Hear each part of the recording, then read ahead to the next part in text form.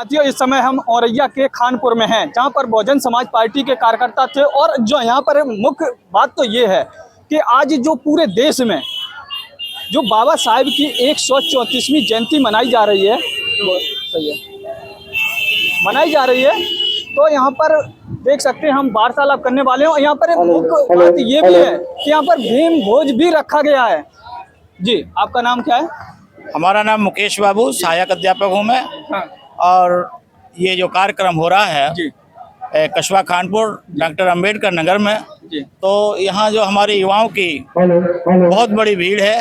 जी। जी। और बहुत सारे लोग हैं जो बाबा साहब के अनुयायी हैं। जी। और हमारे जो यहाँ के वृद्धजन हैं वो भी हमें पूरा सहयोग करते हैं और युवा पीढ़ी को आगे बढ़ाने के लिए। तो आज जो ये बाबा साहब का 134वां जन्म दिवस हम लोग मना रहे हैं बहुत हर्ष और उल्लास के साथ। और आज यहाँ ही नहीं, पूरे देश में, और देश में नहीं, विश्व के कोने कोने में बाबा साहब का ये जन्मोत्सव मनाया जा रहा है। और क्यों मनाया जा रहा है? क्योंकि बाबा साहब ने अपना पूरा जीवन दलितों, शोषितों, पीड़ितों के लिए अपना निछावर कर दिया। उन्होंने उच्च शिक्षा प्राप्त की उस परिस्थिति में जब इस देश में जातिवाद का बोलबाला था। जी। जी। और हमारा समाज जातिवादी कलुषित विचारधारा की बेड़ियों में जकड़ा हुआ था। उस समय बाबा साहब ने यहाँ शिक्षा ग्रहण की और इसके बाद में कोलंबिया विश्वविद्यालय में इन्होंने पीएचडी की डिग्री प्राप्त की। और वहाँ पर आज भी कोलंबिया यूनिवर्सिटी में symbol of knowledge doctor B R. Ambedkar ji को माना जाता है। बाबा साहब डॉक्टर भीमराव अम्बेडकर जी ने हमारे देश को एक ऐसा संविधान दिया जो संविधान पूरे विश्व में चर्चित है। हाँ, ये जरूर है कि जो हमारा संविधान बाबा साहब ने दिया, जो समतामूलक समाज की स्थापना के लिए, समतामूलक समाज के निर्माण के लिए जो भारतीय संविधान बनाया, दलितों, शोषितों, पीड़ितों के लिए जो अधिकार दिए, आज हमारे देश में ये संविधान पूरी तरह से लागू नहीं हो रहा है।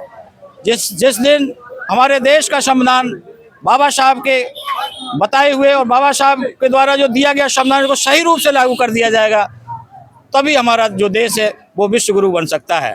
देश को विश्व गुरु बनने की जो बात कही जा रही है, बाबा साहब के संविधान को हमें पूरी तरह से लागू करना होगा। बाबा साहब ने कड़ा संघर्ष किया और दलित शोषित समाज की स्थिति पशु से भी बदतर थी। उस समय इन्होंने जीने का अधिकार दिलाया और मानवतावादी बाबा साहब और महामानव का इन्हें हम दर्जा देते हैं। और हम नहीं देते, आज पूरा विश्व देता है। विश्व के कोने कोने में, चाहे देश के प्रधानमंत्री जी हों, चाहे राष्ट्रपति जी हों, आज सभी सम्मान दे रहे हैं। लेकिन जब इन्होंने दलितों की लड़ाई लड़ी थी, शोषितों, पीड़ितों की लड़ाई लड़ी थी, उस समय हमारे देश की परिस्थितियाँ कुछ और थीं। लेकिन फिर भी उन्होंने संघर्ष किया, शिक्षा ग्रहण की और समाज के लिए हमेशा लड़े। अपना पूरा जीवन जो है दलितों, शोषितों, पीड़ितों के लिए निछावर कर दिया। और केवल दलितों के लिए नहीं, महिलाओं के लिए भी, उनको नारी उद्धारक कहा जाता है। महिलाओं को भी अधिकार दिलाए तो हम कहेंगे कि वो नारी उद्धारक भी हैं, संविधान निर्माता भी हैं, और मैं तो कहूँगा कि वो ये भारत भाग्य विधाता हैं। तो बाबा साहब को बहुत सम्मान हमें देना चाहिए। और इसके साथ साथ बाबा साहब को सच्ची श्रद्धांजलि तभी होगी जब हम उनके सपनों को साकार करेंगे। उनका सपना था शिक्षित बनो, संगठित रहो और संघर्ष करो। उनका कहना था कि शिक्षा वह शेरनी का दूध है, जो इसे पिएगा वह दहाड़ेगा। नहीं, तो हमें आप देख रहे हैं लगातार सारी पार्टियां, चाहे बसपा, सपा, भाजपा, कांग्रेस, जी, अब वो बाबा साहब के बिना नहीं चल पा रही है। ऐसा क्यों? वो इसलिए है कि वो उनको दिखाई दे गया है कि जो दलित, शोषित, पीड़ित जो लोग हैं या पिछड़े वर्ग के लोग हैं, अब वो जाग चुके हैं। वो जान गए हैं कि अब हमारे अधिकार क्या हैं। इसलिए अब उनमें होड़ लगी हुई है, बाबा साहब को आगे कर रहे हैं। एक समय वो था कि बाबा साहब को किसी ऑफिस में नहीं घुसने दिया जाता था, मंदिर में नहीं घुसने दिया जाता था। आज जितने सरकारी ऑफिस हैं सब में बाबा साहब की फोटो लगी है। तो इसमें इनकी विचारधारा में थोड़ा हमें खोट नजर आता है।